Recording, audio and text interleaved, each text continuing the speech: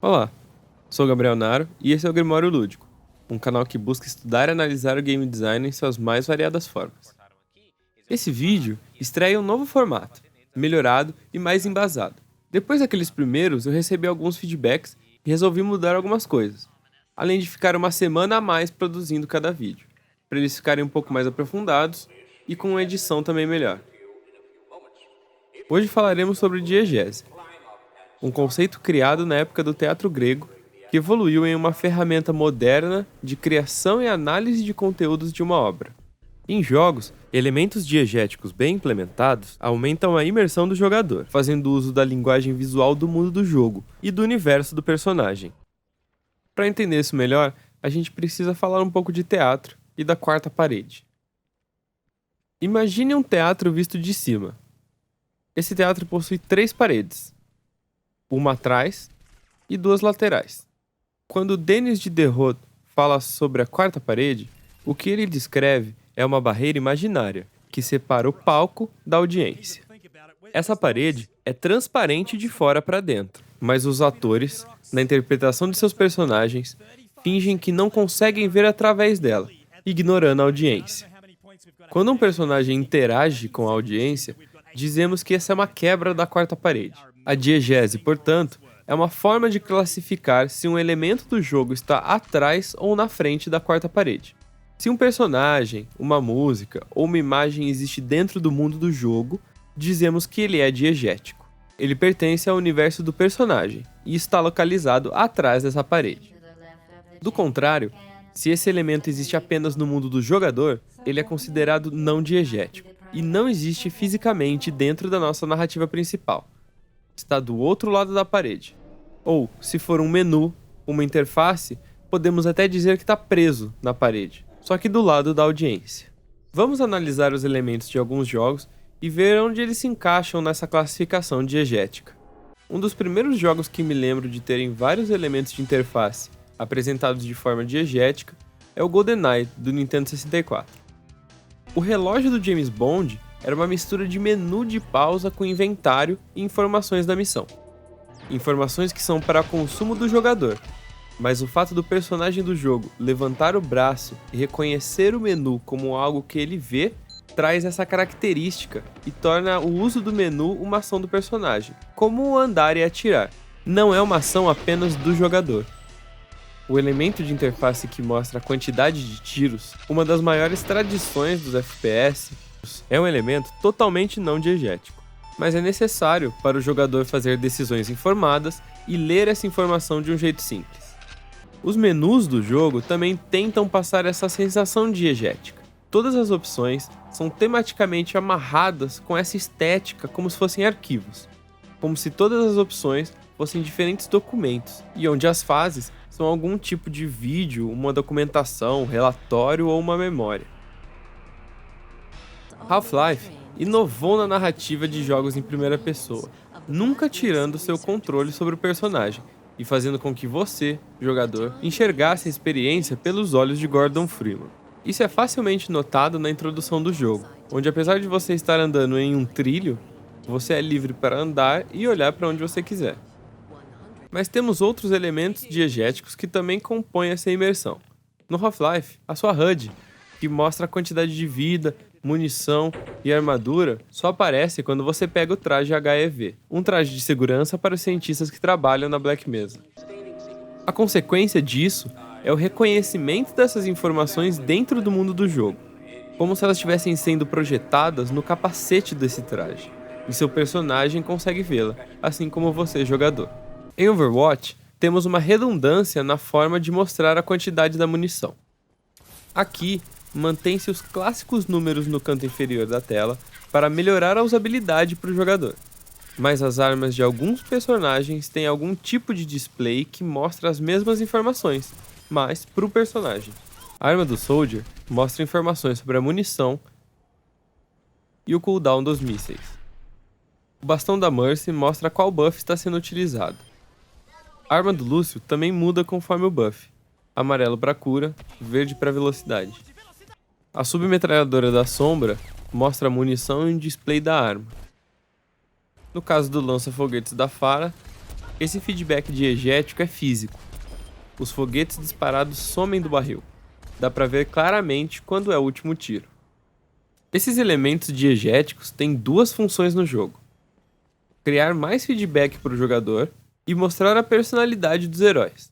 A arma do Soldier representa o pensamento tático dele e mostra um pouco desse processo de decisão do personagem. Diferente do Roadhog, que coloca um monte de ferro velho em sua arma e não está nem aí se tem tiro sobrando ou não. No Overwatch, os elementos diegéticos, como fazem parte do jogo, são usados também para construir os personagens e a narrativa daquele mundo. Músicas e sons também são elementos que podem existir no mundo do jogo ou do jogador. No começo de Portal 1, quando acordamos na nossa cela, a única coisa que escutamos antes de sermos introduzidos a GLaDOS é o radinho do jogo, que toca para Shell, nossa personagem, uma versão samba da música de encerramento. Trilhas sonoras diegéticas são algo raro, muitas vezes porque o movimento do jogador ou um corte de cena reposiciona a sua audição em relação à fonte de som, ou simplesmente porque ter uma música tocando de fundo é facilmente aceito e às vezes é melhor para a experiência como um todo. Exatamente por isso, às vezes vemos umas trocas diegéticas acontecendo, como é no caso do encerramento do Portal 2. No começo da sequência, ouvimos uma soundtrack não diegética. A música toca só para o jogador e não para o personagem. Essa música é interrompida e somos apresentados com uma nova, tocada pelas turrets do jogo, para o personagem, que assim como nós, está escutando essa música.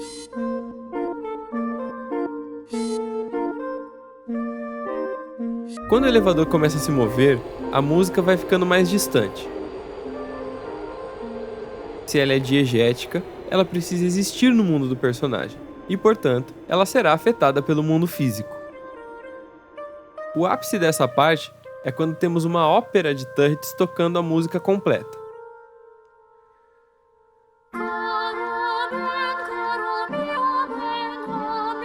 E rapidamente, quando saímos da sala, somos introduzidos a uma versão não diegética dessa música, que não diminui o volume pela distância da fonte sonora para manter a clareza dos sons. Essas trocas diegéticas, principalmente com música, são bem comuns em filmes e em jogos. Um outro exemplo dessa troca acontece no final da intro de Devil May Cry 4. Nesse momento, conseguimos ouvir ao longe a música que o personagem Nero estava escutando em seus fones de ouvido. Assim que começa a ação, passamos a ouvir uma versão não diegética da mesma música, que se torna a trilha sonora dessa cena.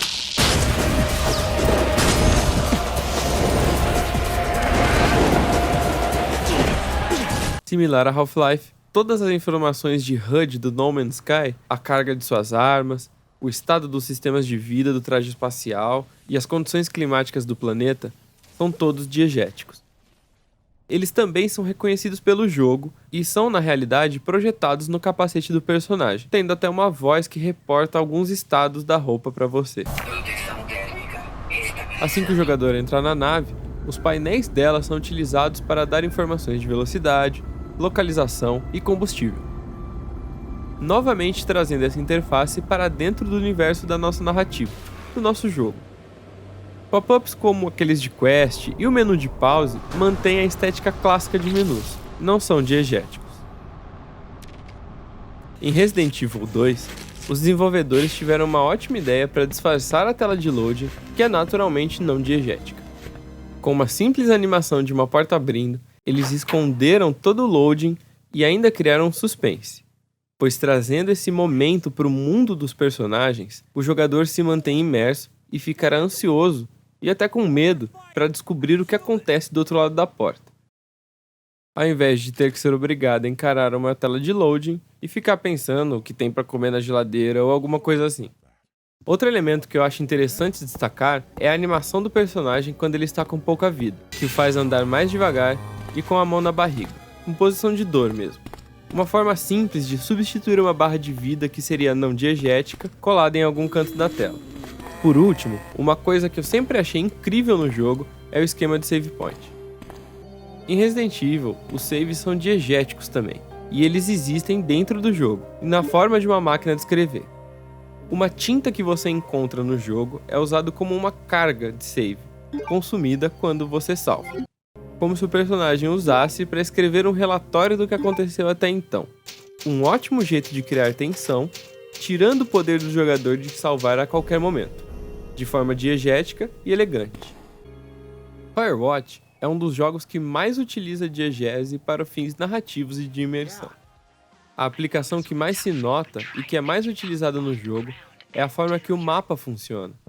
Ao invés de fazer um mapa abstrato, com um menu, fora do jogo, os desenvolvedores da Campo Santo o colocaram como um objeto dentro do jogo, tampando a visão do personagem e impedindo o personagem de interagir com outros objetos ou até de poder responder pelo rádio enquanto está com o mapa na mão.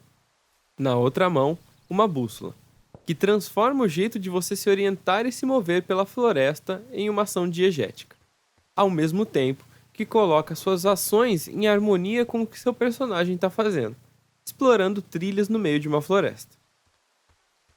Outra forma que o jogo brinca com esse conceito é no prólogo. Para contar a história anterior a que iremos acompanhar durante o jogo, os desenvolvedores utilizaram alguns textos na tela. Quando os desenvolvedores fazem isso, geralmente é um momento que o jogador é passivo e só absorve aquelas informações, que por não existirem dentro do mundo do jogo, não são diegéticas. A diferença aqui é que podemos fazer escolhas e decidir o passado do personagem, coisas que levaram ele a iniciar a aventura do jogo e que serão trazidas de volta mais para frente na narrativa. O interessante dessa parte é que um elemento que geralmente é do jogador, como textos na tela, é formado em elemento diegético, do jogo, como uma parte do pensamento do personagem, uma forma de interpretar suas memórias. Essa ambiguidade é trazida pelo fato de termos agência nessas escolhas. Isso tem peso, mesmo quando todas as opções são ruins, ou quando só tem uma opção e você é obrigado a confirmá-la apertando o botão. Elementos diegéticos são uma ótima forma para criar imersão, quando bem utilizados e executados, de forma que a usabilidade também seja boa e que combinam com a temática do jogo, pode elevar a experiência do jogador e deixar a quarta parede mais fina. Temos um último jogo para ver que foi criado especificamente com a diegese em mente, e junta tudo o que falamos até agora. Dead Space. Em Dead Space, sempre que possível, os criadores optaram por uma forma diegética de interagir com o jogo, ao invés de um elemento não diegético. Essa regra aparece em um dos primeiros slides da palestra que eles deram na GDC sobre o jogo, e é uma regra que permeia o design, o som e a interface, já que o objetivo deles era remover a quarta parede, ou, como Dino e Ignacio da EA disse em sua palestra, We wanted to make sure that you had no safety glass between the character and you as a player in the game. O som é um fator muito bem executado diegeticamente, utilizando apenas ambiências e sons da própria nave, com alguns stingers aqui e ali, mas sem nenhuma música durante o jogo. A falta de música não serve somente à premissa diegética do jogo, mas ajuda a construir a Ishimura, a nave em que o jogo se passa, como um personagem, dando destaques às suas ambiências extremamente industriais e violentas, cheias de metais, engrenagens e motores. Um exemplo diegético que causa uma mudança no design são os pontos de save do jogo. Como já vimos em Resident Evil, no Dead Space, o jogador também é obrigado a ir até um computador específico para poder salvar seu jogo.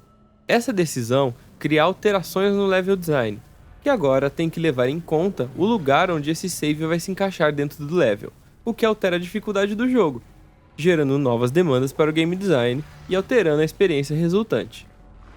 Também como o clássico da Capcom, as portas e os trens entre os capítulos do Dead Space não passam de loading screens disfarçadas, o que é uma ideia genial.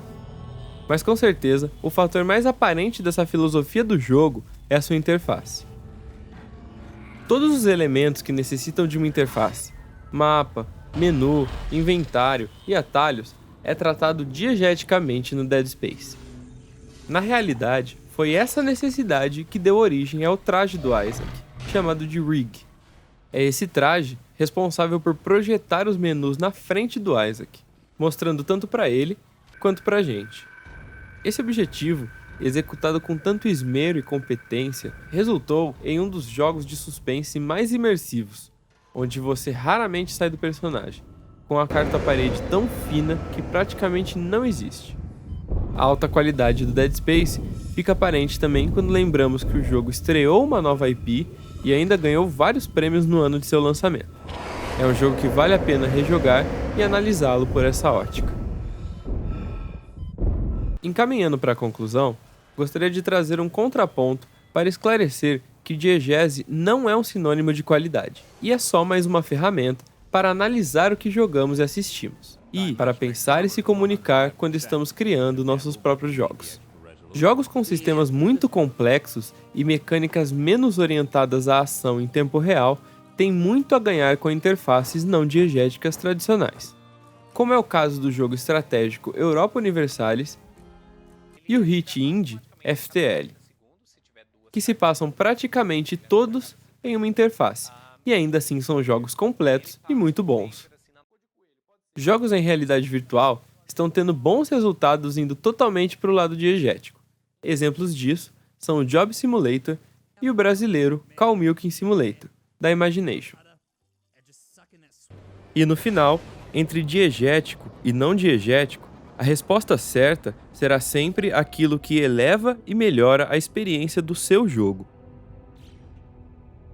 E aproveitando a mudança de formato dos vídeos, eu venho de forma extremamente não diegética para avisar que teremos um novo quadro no final dos vídeos, onde irei recomendar materiais de estudo referentes a game design.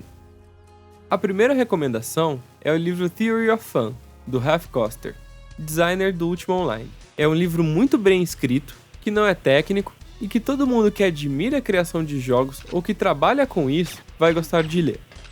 É um ótimo livro introdutório e que, para o profissional, dá uma visão muito interessante daquilo que jogamos e daquilo que criamos. Se você comprá-lo pelo link na descrição, também estará ajudando o canal como um bônus. As outras recomendações são materiais sobre diegese e a palestra da GDC do Dino Ignácio, sobre a interface do Dead Space. Os links estão na descrição do vídeo. Se você gostou desse novo formato, deixe um joinha, comente ou me mande um alô lá na página do Facebook do canal. Fazer esses vídeos é um processo bem interativo, e com esse feedback eu consigo saber o que está melhorando e o que pode melhorar. Não se esqueça de se inscrever e compartilhar o canal com seus amigos que curtem game design.